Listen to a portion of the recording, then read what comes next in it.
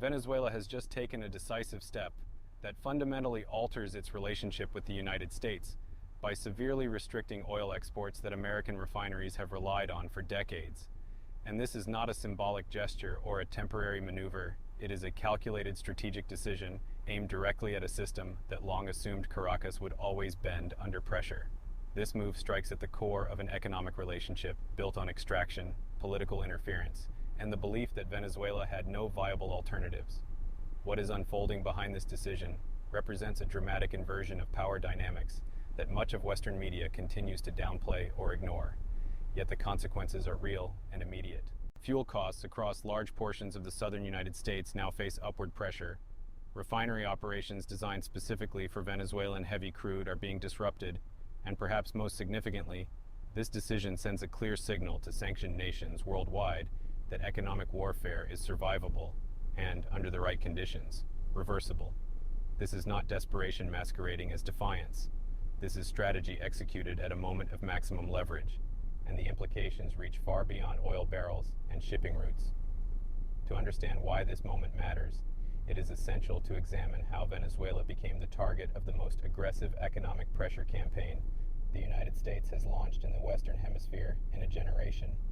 The roots trace back to the late 1990s, when Hugo Chavez came to power and began reshaping Venezuela's relationship with its own natural resources. Prior to Chavez, Venezuela functioned as a compliant energy supplier to the United States, with American companies exerting significant control over extraction and refining arrangements that overwhelmingly favored Washington.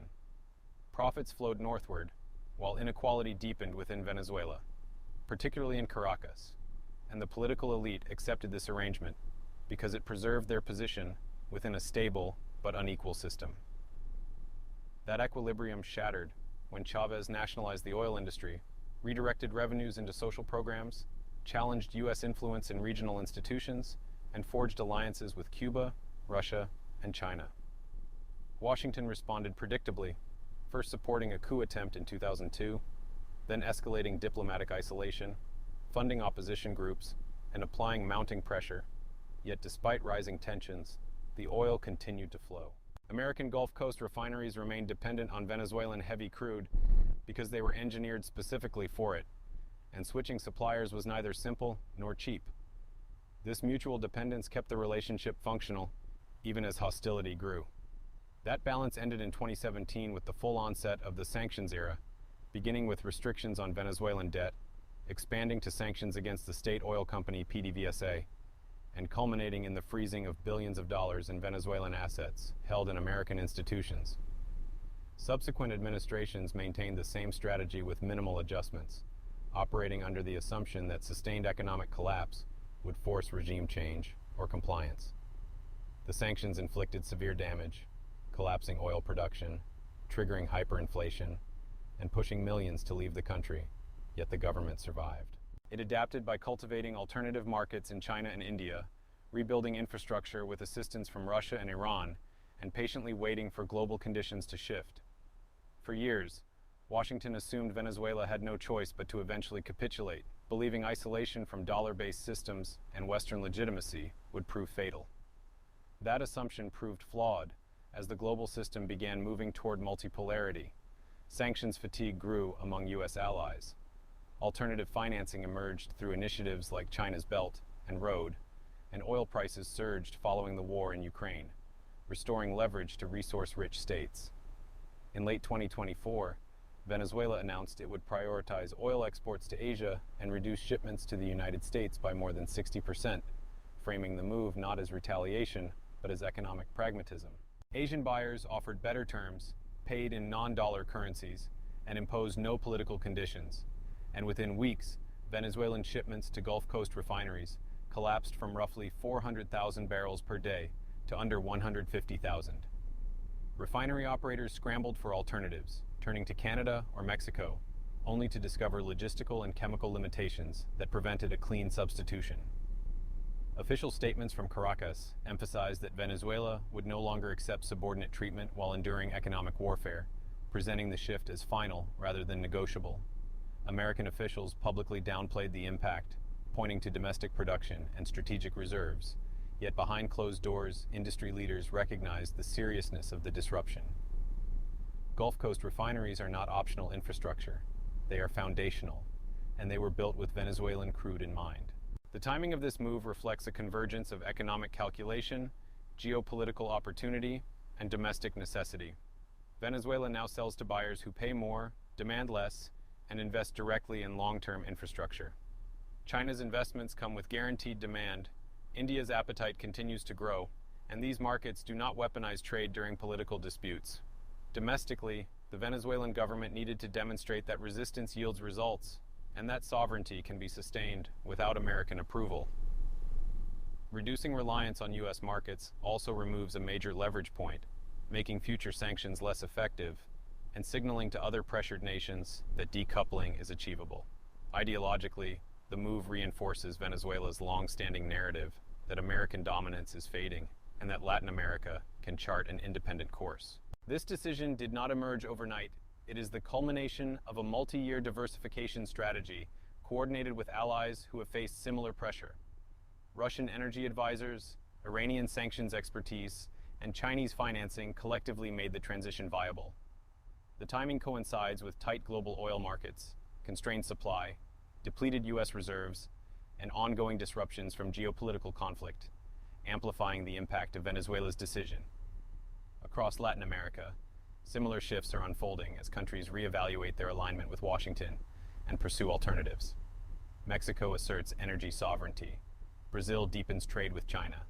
Argentina explores yuan-denominated deals, and others strengthen ties with non-Western partners.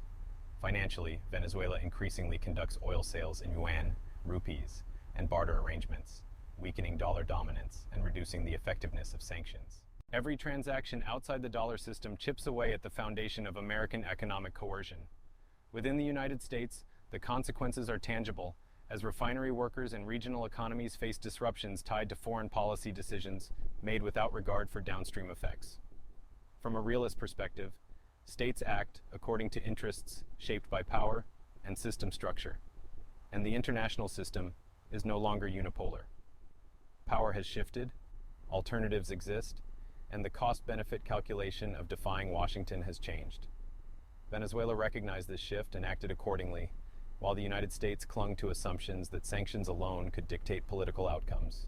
History shows sanctions often entrench resistance rather than produce surrender, and once imposed, they become politically difficult to reverse, even when ineffective.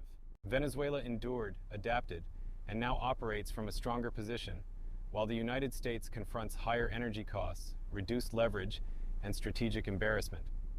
The broader implications affect energy markets. This analysis reflects publicly available information and established international relations theory, and is presented for educational and informational purposes. And as this recalibration accelerates, the most consequential impact may not be measured in barrels, prices, or trade flows, but in perception, because power in international politics is sustained as much by belief as by material capability. And once the belief that a system is unavoidable begins to fracture, its authority erodes rapidly. For decades, the assumption underlying American sanctions policy was that exclusion from U.S. markets and financial systems represented an existential threat that no rational state could withstand indefinitely. Yet Venezuela's trajectory now stands as a visible counterexample, showing that endurance combined with strategic patience can transform isolation into leverage. This alters the psychological landscape for policymakers in other sanctioned or semi-aligned states, because it reframes resistance not as futile defiance, but as a viable long-term strategy, especially when global conditions are shifting in their favor. The lesson being absorbed is subtle, but powerful. Survival does not require immediate prosperity, only enough resilience to outlast pressure until alternatives mature. This realization will not produce dramatic ruptures overnight, but it will inform incremental decisions, trade agreements, currency settlements, and diplomatic alignments that cumulatively weaken the reach of unilateral coercion. At the same time, this shift exposes the internal contradictions of sanctions-based foreign policy, because sanctions rely on global coordination, yet they are increasingly applied in a world where coordination is declining, and competing centers of power are willing to absorb costs to undermine U.S. influence. As more countries hedge their exposure, the effectiveness of sanctions diminishes, requiring ever more aggressive measures to achieve the same result, which in turn accelerates resistance and adaptation.